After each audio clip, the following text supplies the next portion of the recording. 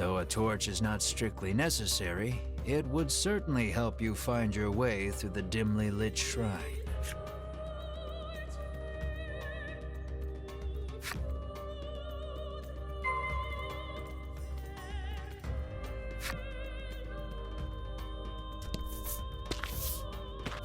Your footing is obscured in the dimness of the shrine. You should probably proceed with caution. Though you go forth slowly but steadily, taking it one step at a time. You take a good look at the floor and see it lined in trails of viscous liquid. No doubt a slime or 200 have passed through here.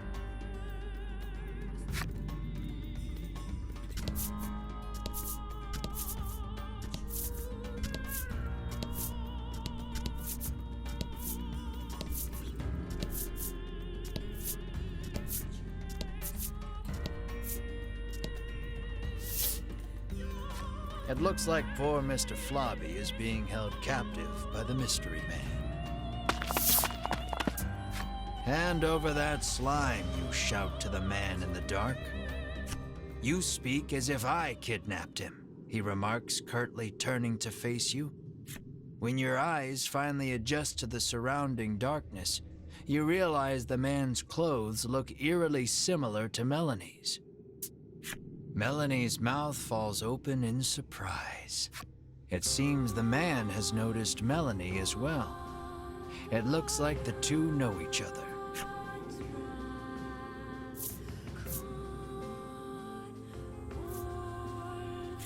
The man says that he and Melanie came from the same village, where this was their native dress. The man's revelation makes you realize that you know almost nothing about Melanie's past.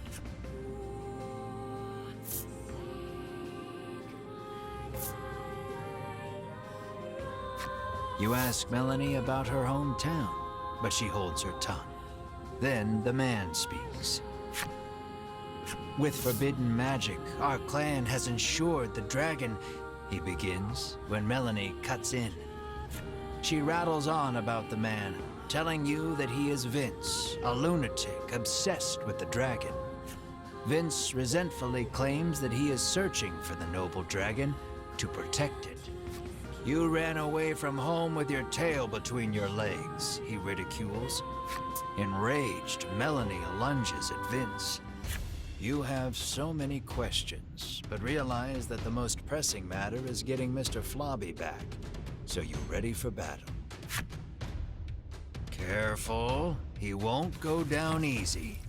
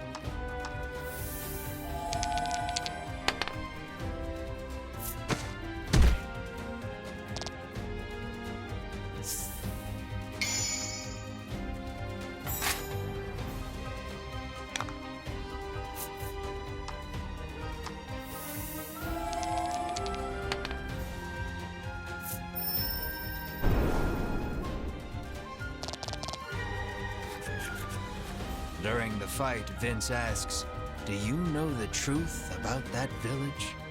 The headman may look like a nice old man, but he keeps those little monsters around too.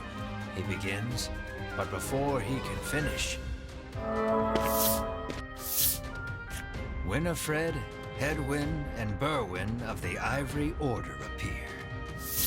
The three brush you aside, fixing their attention on Vince. "So you are the one who disturbs the peace," they exclaim, then charge at him. The Ivory Order and that false justice they serve are the true evil here, he retaliates, fighting back.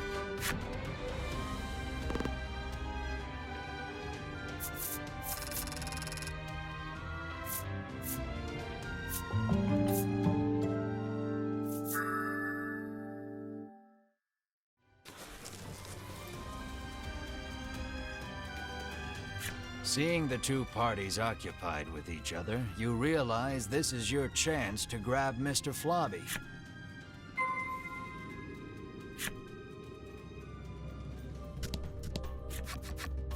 Vince is on equal footing with the three from the Order. You realize then that he wasn't fighting in earnest against you earlier. Engrossed in their battle, the combatants pay you no mind.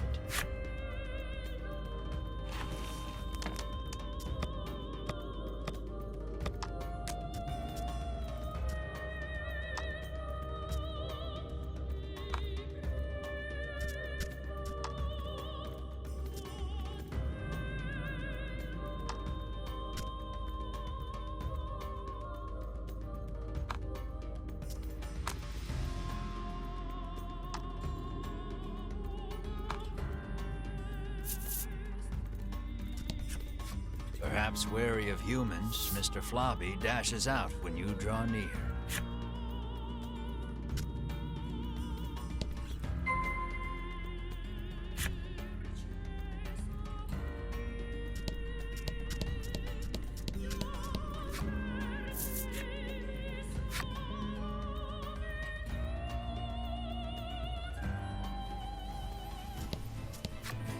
When you reach out to grab Mr. Flobby, he suddenly attacks.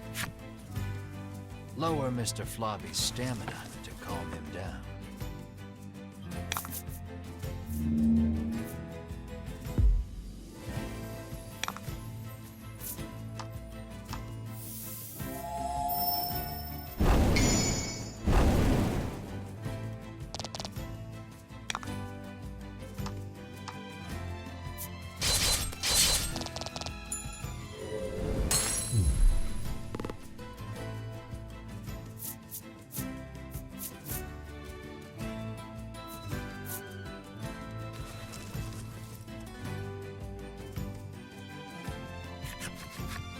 Exhausted from the fight, the raging Mr. Flobby finally stops attacking.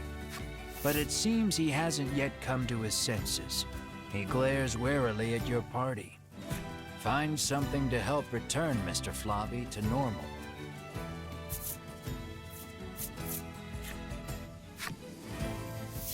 You wipe Mr. Flobby's mouth with the handkerchief you received from the girl. Then you hear a quiet voice speak. "That's not my mouth," Mr. Flobby murmurs bashfully. It looks like the girl's familiar scent on the handkerchief returned him to normal. Having regained his senses, Mr. Flobby heads back to the village. You place the increasingly sticky handkerchief in your bag.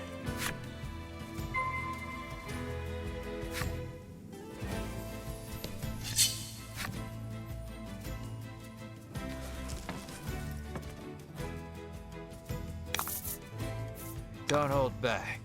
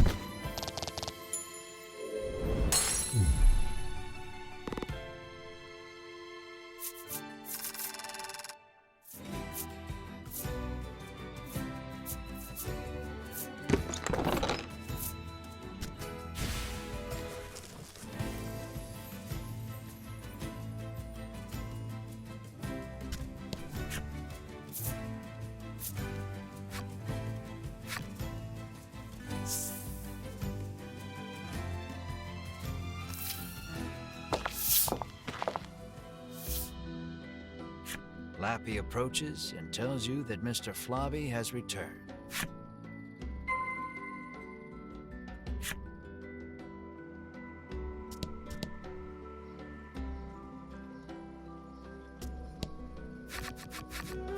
The girl is ecstatic that Mr. Flobby is finally back home.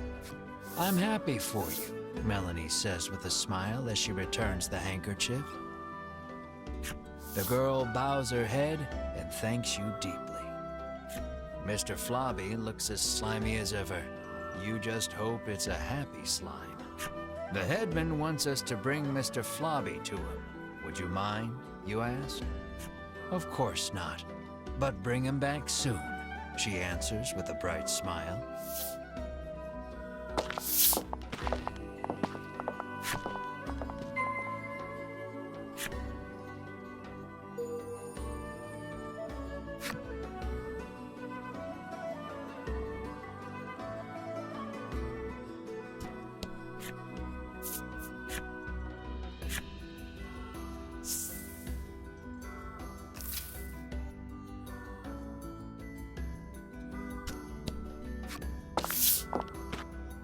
"I am so happy to see you safe and sound," the headman exclaims, giving Mr. Flobby a hug. You explain everything that happened, including the incident with Vince and the Ivory Order. He expresses his relief that the Order will be taking care of the criminal. He then thanks you for your hard work and instructs his stewardess to prepare dinner for your party.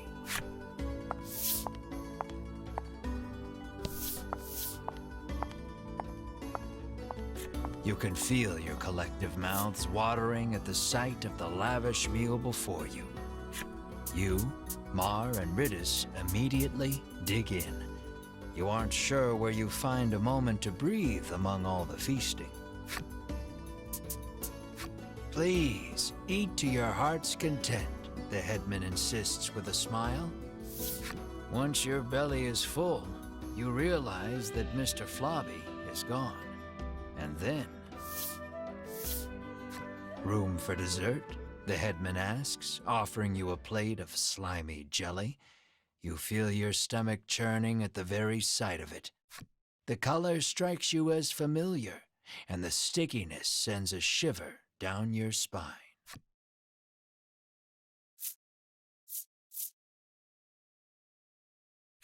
Is this Mr. Flobby?" you ask the headman, your voice trembling in disbelief. The headman looks at you with a plain expression, one that holds no malice. "Is that a problem?" he questions back. "This dish is a masterpiece," he remarks with a light-hearted chuckle as he gazes at the jelly. "And I have you brave heroes to thank for it.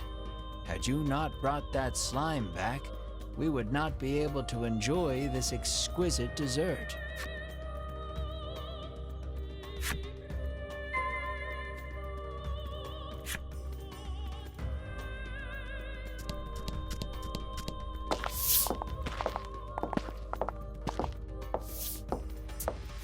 You move to leave, but the headman stops you. "I try to get my meat while it's still young and tender, but at least your pet is very plump," he remarks, licking his lips. He points at Mar and asks, "Would you consider leaving that creature here with me?"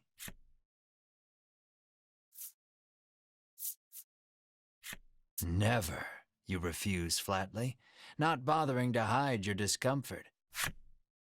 "Think about it," he entreats. And then you grab the headman by his lapels, hands trembling in fury.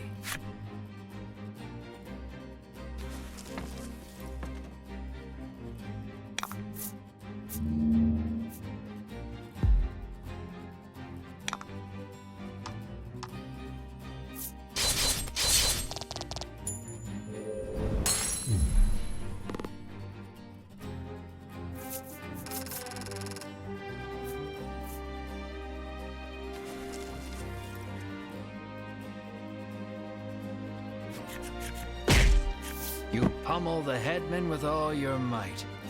Curled up on the ground, the headman groans in pain, but insists that monsters were meant to be eaten. You hug Mar tightly, reassuring him that you will not hand him over to anyone. Mar looks at you with his round eyes and mews softly. You meet eyes with the rest of your party and reach a tacit agreement. Together, you all stand and leave.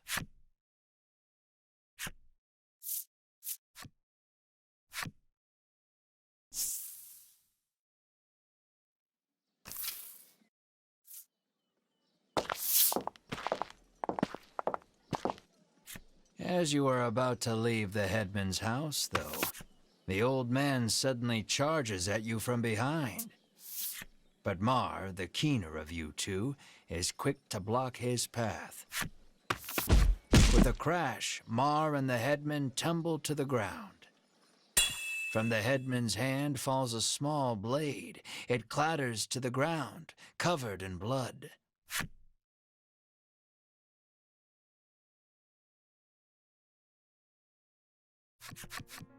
You take the injured Mar to an inn where you can watch over him.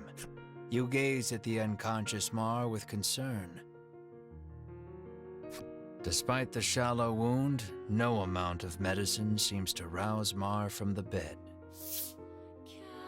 I heard that my friends were in danger, so I came as quickly as I could, Lappy says. As he reaches Mar's bedside, he leans over and licks his wound. "This is what-you-call-it extract," he shouts.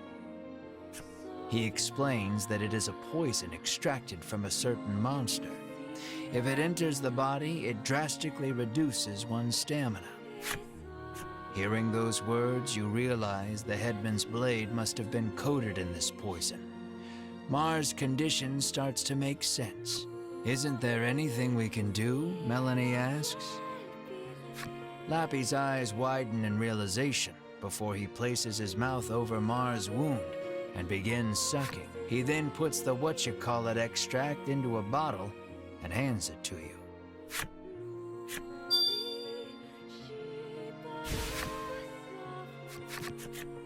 Lappy says that if you follow the road south of the village, you will reach Shoreland. He tells you to give the extract to the famous nutritionist there.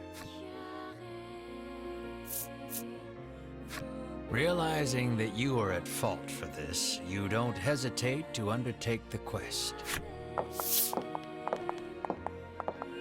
But this is strange.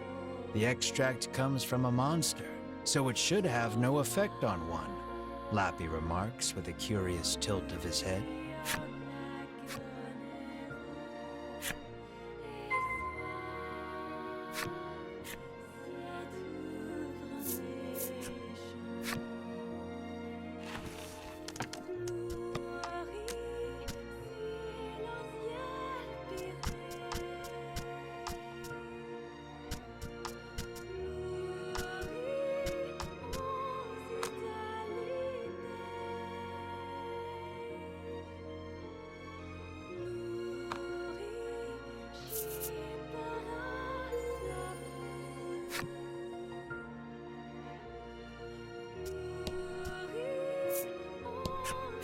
"I thought a beast of that size would eat us out of house and home," she remarks, no doubt talking about Mar.